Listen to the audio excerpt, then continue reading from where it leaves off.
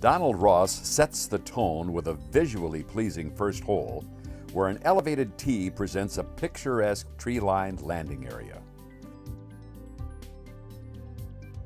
The fairway bunker, located along the right side of the landing area, offers the player a choice.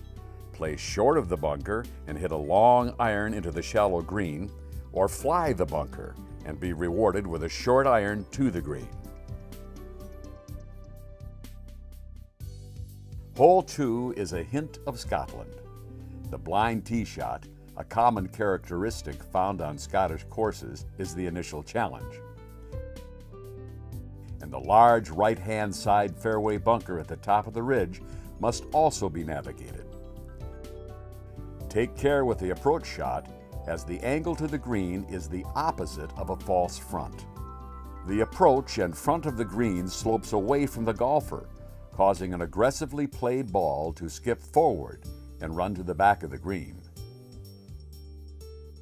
The third hole has two positions for the white tees, 392 or 426 yards, but either tee box presents an uphill tee shot which lengthens the effective yardage. The green slopes from back to front and receives the approach shot well, but penalizes the shot that carries long, leaving a tricky and extremely quick downhill putt. Approach shots missed to either side will be bunkered, leaving the player with a difficult sand shot to the green that slopes away. Go west, young man. On a classic Donald Ross layout, each par 3 faces a different direction. The first of a demanding quartet of par 3s is a 195-yard long iron or hybrid shot into a narrow opening to the green. Slightly offline shots will be swallowed by either of the two flanking greenside bunkers. Once on the green, expect much movement, as the green is pitched from the back left to the front right. Hole 5 is beautifully contoured fairway with a flowing dogleg left featuring a bunker on the left which must be navigated off the tee. The player's approach shot to the green is blind and the fairway slopes down to the green. Too much club or too strong a play and the ball will carom over the green. Beware, as there is a 15 to 18 foot drop straight down behind the green. It's northward on this challenging par 3. Use enough club to carry the ominous oversized bunker that sits in front of the green. Mishit the tee shot left and be bunkered. Mishit right and you are faced with a downhill chip to a green that slopes sharply away. Hole 6 sports the largest green on the course, featuring numerous contours, so expect the putt to have plenty of movement. The 7th hole offers an inviting tee shot because the subtle dogleg left fairway is one of the most generous on the golf course. The approach shot to the elevated green requires the player to move up a club to carry the full distance. Players are advised, keep the approach shot below the hole, as the putting surface is more deceptively downhill than it looks. The 8th hole is a relatively short par 5 with plenty of strategic choices. Long ball hitters can try to fly the tee shot past the well-placed fairway bunkers, giving the player an opportunity to reach the green in 2. Tee shots played short of the bunkers can lay up on a tabletop perched above a ravine for a 130-yard iron into a long green. Accuracy is critical because a deep bunker left and 2 pot bunkers right collect the errant shot. The undulating green requires an exacting read. A truly classic design, requiring golfers to play up the hill to a well-bunkered green showcasing a traditional clubhouse setting. The flanking fairway bunkers demand an accurate tee shot, and players are cautioned to take enough club to reach the elevated green, fronted by a steeply sloped approach. Prevailing winds cannot be felt from the valley, but will stall a ball in mid-flight. The tiered green, severely sloped from the back to the front, is the course's most difficult to navigate. This hole begins with a blind tee shot to a dogleg left fairway that slopes hard from the left to the right. Long and straight will land through the fairway, finding thick rough and tree trouble on the right.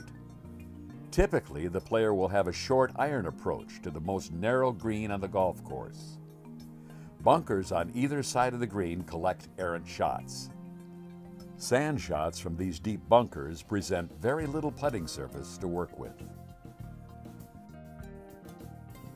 Hole 11 is a soft dogleg left, featuring a blind second shot with the final 30 yards pitched toward the green.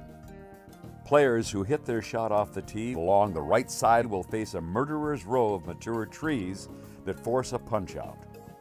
Use one club less on the approach shot, as the stated yardage plays short and balls that fly to the hole location will carry them through the green into the gnarly rough surrounding the green. Number 12 is southbound, a picture-perfect hole that takes full advantage of its scenic setting. An elevated tee shot to a teardrop-shaped green set in the valley and framed by artistically sculpted bunkers with willowy fescue on the left and mature tree line on the right. All the player has to do to score is negotiate the downslope, the swirling winds, those beautiful bunkers, and then hold the green. The 13th is OGC's signature hole, a classic Donald Ross work of art. At 378 yards, not overly lengthy, yet every shot is highly demanding. The tee shot must split the trees on the left and the course's only water hazard to the right. The second shot is a Mount Everest climb up a steep hill to a green with a false front that is situated on the edge of a ridge. Approach shots that don't carry the false front will end up with a ticklish pitch back up the hill. The challenging green slopes severely from back to front. The tee shot on the 14th hole is one of the few where the hole design works left to right, and accuracy is most important. The tee shot that veers offline will result in a lie of thick rough and significant tree trouble. Cut the corner over the fairway bunker for perfect positioning is a risk-reward opportunity. That perfect tee shot will leave a short iron into a pint-sized undulating green that plays tricks with the ball. The 15th begins with a tee box perched high above a fairway that begins at the ridge base and maintains an uphill climb to the green.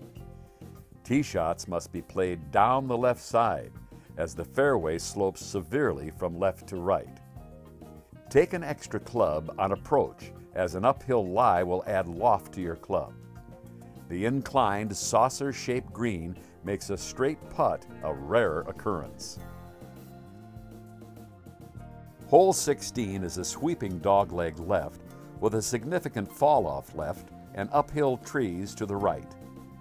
The tee shot that is long and slightly right will catch the small fairway pot bunker. Hug the dogleg too close left and you will not have a shot at the green. The elevated green at the top of a steep hill demands an approach that is all carry. Land short and the ball will come back down the hill. Offline shots will find one of the two greenside bunkers. It's easterly with the prevailing winds on the course's longest par 3. But don't be fooled. The typical downwind advantage is offset by the steady uphill climb to the elevated green. The left to right contoured fairway approach tends to kick the ball into the menacing small pot bunker that is situated short and right of the green. 17 is perhaps the most difficult green on the golf course to get up and down. Subtle undulations and a severe back-to-front slope demand caution. The 18th hole is a seemingly wide-open tee shot to a fairway that narrows as one approaches the landing area. The green setting is vintage Donald Ross, elevated, a visually deceptive false front, and bunkers to catch the commonly missed shots. Those hitting short right will find the deep greenside bunker, and hitting long left results in a downhill sand shot to a green that slopes sharply away.